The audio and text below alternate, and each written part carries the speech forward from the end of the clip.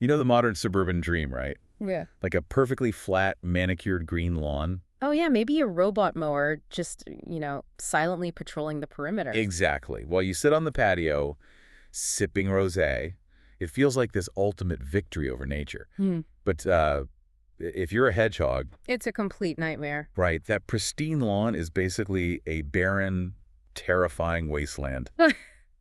So welcome to today's deep dive. We're looking at how to turn a sterile backyard into, well, a thriving wildlife haven. And we are using some amazing field observations to guide us today, Yes, notes from two 11-year-old Danish boys, Kesser and Steen. alongside some really great insights from WWF guest lecturer Miss Sophie. Right. And to understand why we even need to change our yards in the first place, we have to look at the statistics she shared with their class. It really puts the urgency into perspective. I mean, in Denmark alone, the hedgehog population has plummeted by a third in just the last 10 years. Wait, seriously, a third in a single decade? Yeah, a whole third. But, I mean, suburban lawns have been around since the 50s.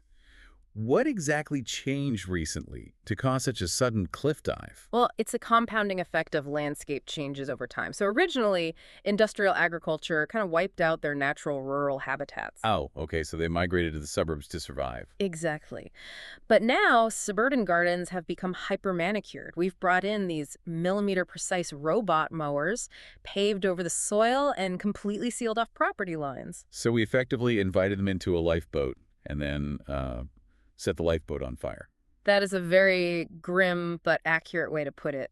The problem isn't just a lack of space, it's the intense sterilization of the space we do have. Right. So Kasser and Steen's approach completely flips this. They focus on creating what they call a no-dig garden. But why does simply not digging make such a huge difference for a mammal? Well, it's because a hedgehog's survival actually starts underground. When you dig or till the soil, you're shredding these super fragile fungal Oh, the networks. microhabitat. Right, the exact ones that earthworms, beetles, and larvae rely on.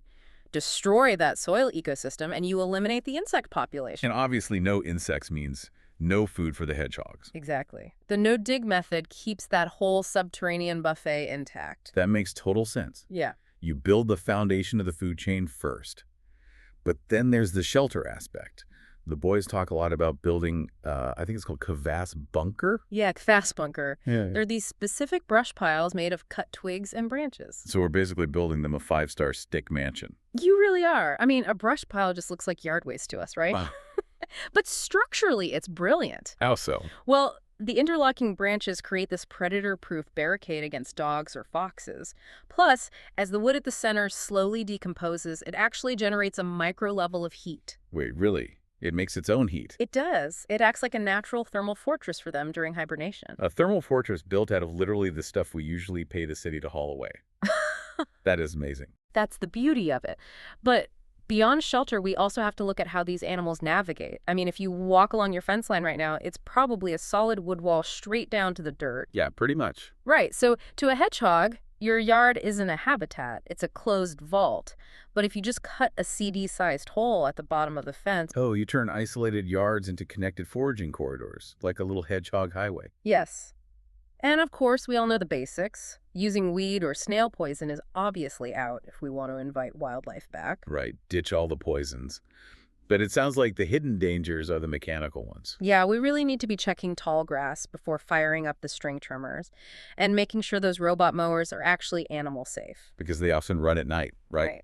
Right when the hedgehogs are out foraging. Exactly. But when you implement these changes, like leaving the organic matter, ditching the chemicals, opening the borders, the ripple effect is staggering. I mean, we're talking about a wild, somewhat messy yard, supporting up to 2,000 declining regional species, from wild bees to amphibians. It is incredible. And as a reward for letting your yard go a little wild, you actually get elite pest control. Oh yeah, hedgehogs naturally clear out insects, worms, and snails. Yeah.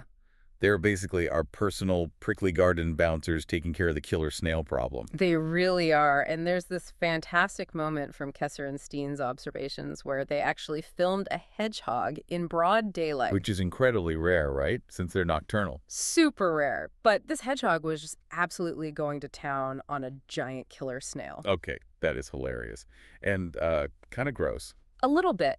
The boys did note the hedgehog had a mild eye infection, which might explain the unusual daytime appearance. Oh, that makes sense. But the real takeaway there is the boys' restraint. It's so tempting to intervene, to act like a zookeeper and try to help the animal. Right, but they didn't. They just watched nature balance itself out.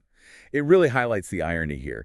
The best gardening advice is literally just doing less work. It is the ultimate lazy gardening hack. Doing less yard work is actively heroic. You leave the twigs, skip the tilling, and let the food chain rebuild itself. We just don't need to micromanage the outdoors. We provide the raw materials and get out of the way. Exactly. So next time you're relaxing on your patio, look over at that messy, overgrown corner of your yard. The one you've been avoiding. Right. Instead of seeing a chore you haven't gotten to, what if you viewed it as a secret nocturnal sanctuary? Who else might be moving in while you sleep? You know the modern suburban dream, right? Yeah.